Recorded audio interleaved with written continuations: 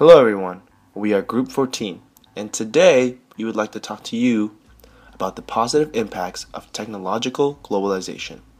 Let's start with the definition. Globalization is a process of interaction and integration among the people, companies, and governments of different nations. A process driven by international trade and investment aided by information technology. Long story short, globalization is the use and impact of technology to bringing the world together. Globalization can impact us in a very positive manner. In fact, there are multidimensional benefits to globalization. Some of these include economical, social, environmental, educational, political, cultural, and even medical.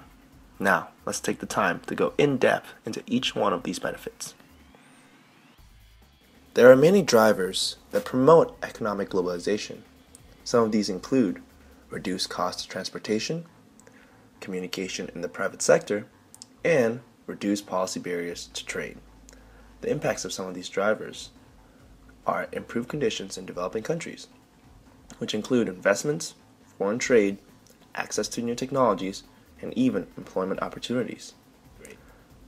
Some other impacts include lowering the barriers for cross-border trading, which allows multinational companies the ability to expand. Good for business, good for customers. There are countless positive aspects of globalization. For instance, as more money is poured into developing countries, there is a better chance for the people in those countries to economically succeed and increase their overall standard of living. Global competition encourages this creativity and innovation and keeps prices for commodities in check. Developing countries are even able to reap benefits of current technology without undergoing many of the growing pains associated with the development of these technologies. Governments are able to better work together towards common goals now that there's actually an advantage in cooperation and improved ability to interact and coordinate. Also, a global awareness to many of the issues around the world. There is even a greater access to foreign culture in the form of movies, music, food, clothing, and much more. In short, the world has more selection. That's great. In other words, we can't simply return to the strategies of the past, for we're living through an age of fundamental economic transformation. Technology has changed the way we live and the way the world does business. Jobs and industries can move to any country with an internet connection and willing workers. The internet is a great product, and it has provided an ease of access to any type of information, which of course includes environmental issues, readily available for anyone to access at any point in time. Companies now are able to perform research and development and raise awareness through their products and services. This has also allowed them to create green products by using digital alternatives such as Google Docs to reduce paper use, e-cigarettes to reduce smoke emission. There are also educational benefits to globalization. Information technology has reduced the cost of day-to-day activities of schools around the globe.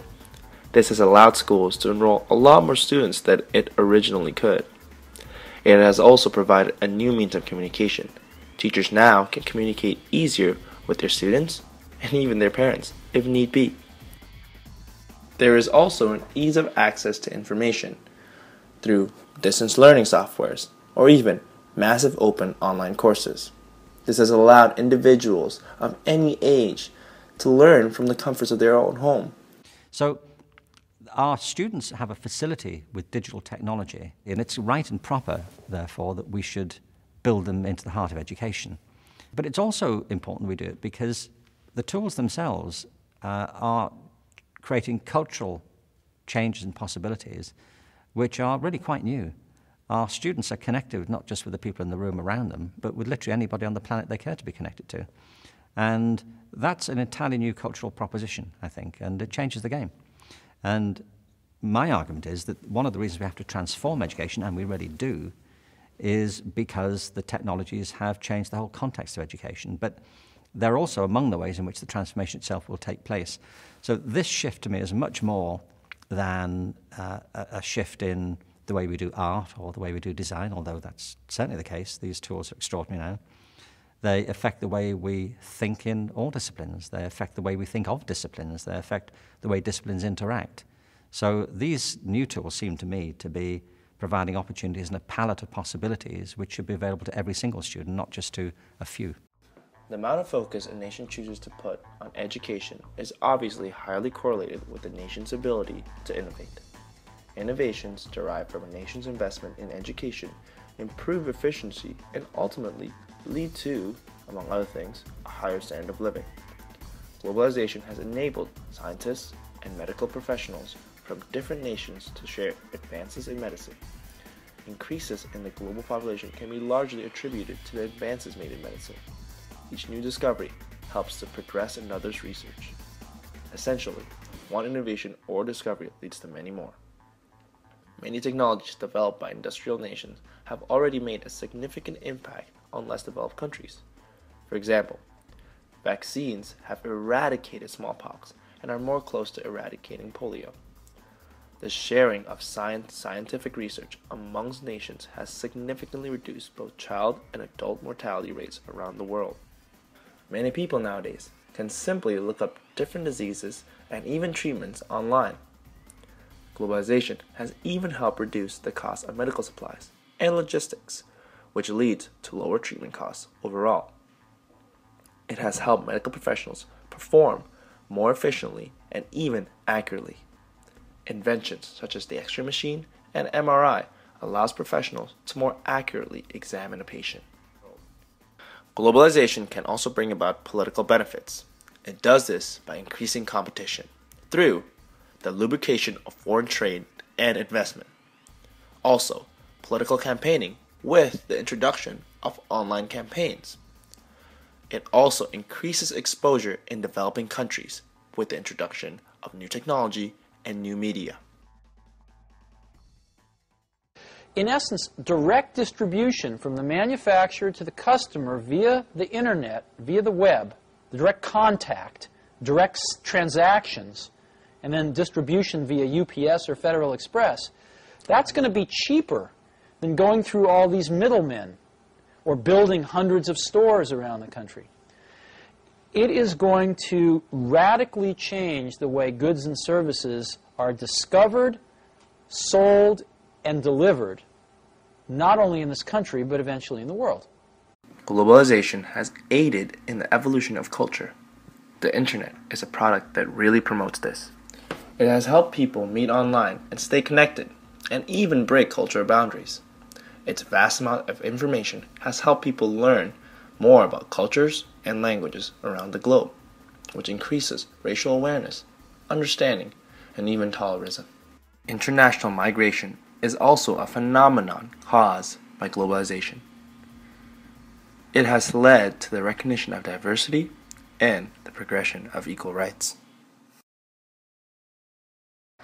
A few years ago, I saw a picture of this new reality during a visit to Google's headquarters in California. Towards the end of the tour, I was brought into a room where there was a three-dimensional image of the Earth that rotated on a large flat panel monitor. And across this image, there were countless lights in different colors all around this globe. And I asked what those lights signified, and the young engineer explained that the lights represented all of the internet searches taking place all around the world. Each color represented a different language. And the image was mesmerizing, a picture of a world where old boundaries are disappearing, a world where communication, connection, and competition can come from anywhere. Now, there are some who believe that we must try to turn back the clock on this new world. Not only is it impossible to turn back the tide of globalization, but efforts to do so can actually make us worse off. So rather than fear the future, we have to embrace it.